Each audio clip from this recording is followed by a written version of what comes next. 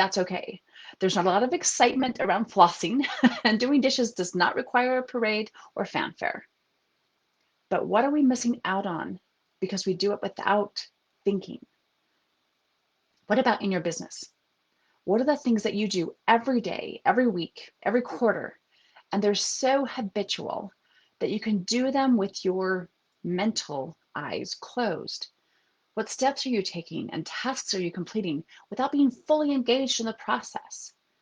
Really great place to check this out is on social media. Another great place is in your engagement with anyone, with your audience, with a new audience, with your nurturing your current audience. What part of your business has moved beyond exciting and thrilling and into routine? Have you lost sight of tradition and celebration? There are certain parts of the year I do not look forward to, and some of them, sadly, are focused around tradition. The things we do only because that's the way we've always done them. We always do this kind of meal with these kind of people for this kind of party.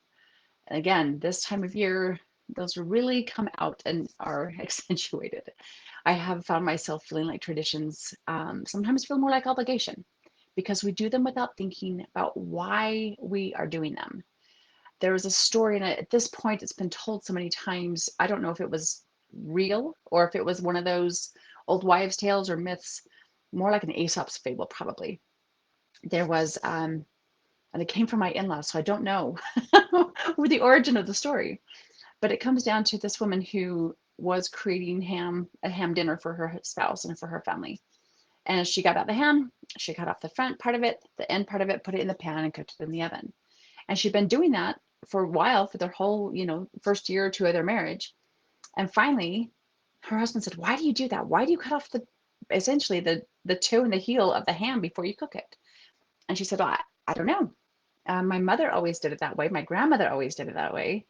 I, I guess I just assumed that that's how it was done."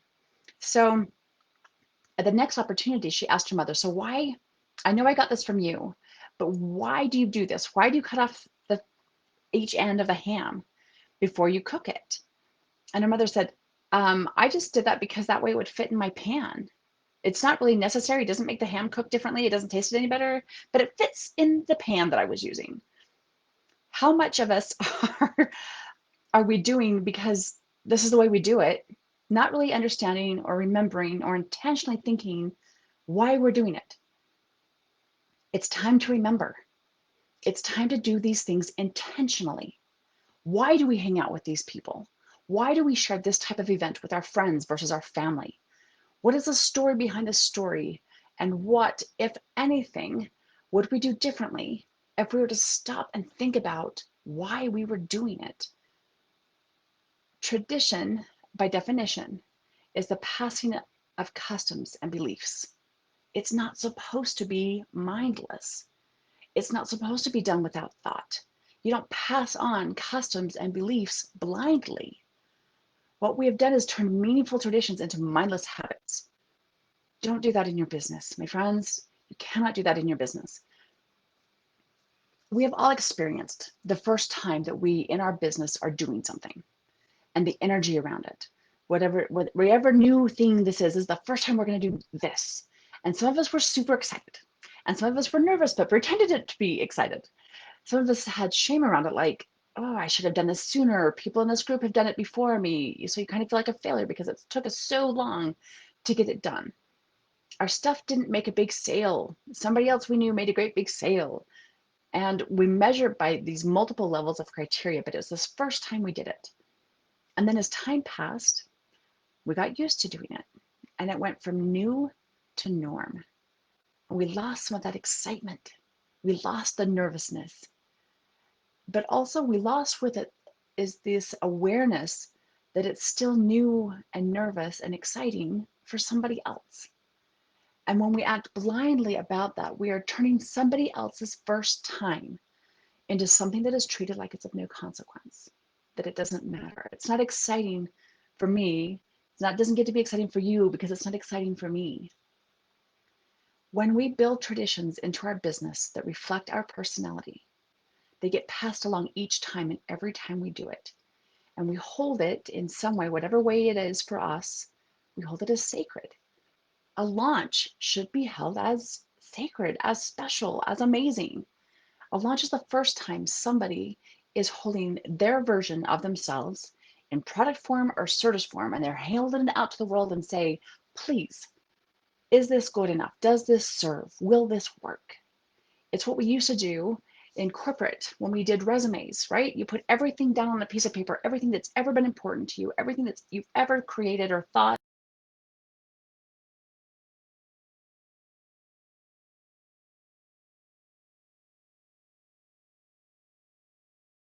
And when we ignore that there's a lot of emotion around it, because we've gone from tradition of honoring launches and honoring people coming to our digital table, we treat it like habit without emotion.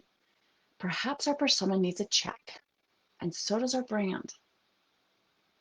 When you're celebrating this weekend, I know here in the States it's a big holiday, and you're honoring all your traditions, old and new, where are you passing customs and beliefs?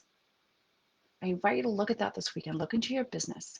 Where in your business has something that is tradition, a sacred way of sharing customs and beliefs, of sharing a table with someone else, of witnessing in all the right ways their growth? Where has it become a mindless habit? There are so many areas where this can happen. A launch is one of those places. When someone completes a course or a program, a challenge, is there a graduation? Is there a ceremony? How do you celebrate them?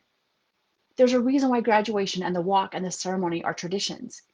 It's because we are passing a custom and belief that growth matters. Yes, a lot of people are going to look at it like a high school graduation, right? I'm not going to go, or I'm going to go, but not if I have to wear the mortarboard, or I'm only going to go because my folks are making me. But then there are the ceremonies where the thought afterward is, wow, I'm so glad I went. Maybe that's because there was a great speaker or a famous speaker or something you took from it, or there's the conversations you had before it began. Sometimes it's the last time with friends. There are ways to make it a tradition of passing a sacred customer belief.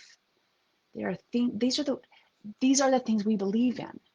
These are our values. These are the things we hold as special, as ours. How are you doing that? In business, how are you creating an experience that's an expression of your values, an expression of your beliefs?